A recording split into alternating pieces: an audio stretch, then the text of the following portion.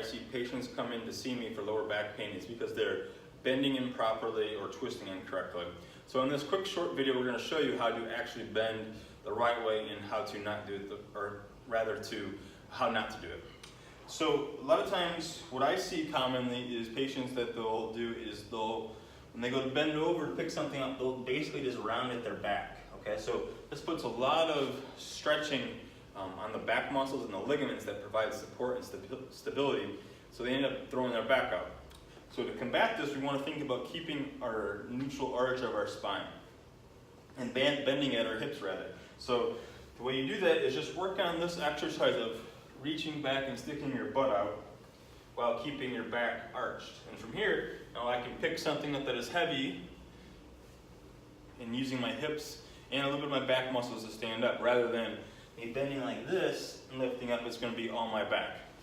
Now that's what you want to use for a heavier load. But if you have something that's light, such as a pencil, a piece of paper that falls on the floor, you don't have to necessarily bend down with the proper form and do that. So that's kind of just a waste of time, and it's not economical from an efficiency standpoint. So rather, you want to use as a golfer's lift. So the way you do that is you basically balance on one leg and you pick it up. So they named this because that's how golfers pick up their golf balls, etc. when they're on the golf course. So you just want to balance on one leg and then reach and pick something up. If your balance is off, you want to make sure that you're holding on to something that you can do that with, so you don't fall. Now the next component we want to talk about is twisting. A lot of people twist incorrectly and they throw their back out. And I'll give you a couple examples. So one that comes to my mind is I was rehabbing someone from Publix. They stood at the counter all day and they twisted always to one side. And what I had found was that she was just really rotating just through her back and wasn't really using her hips. So when you're twisting in any sort of maneuver, whether it be shoveling, playing with your grandkids, your dog, or you're working out rather in that regard, you want to basically be light on your foot here and you want to squash the bug.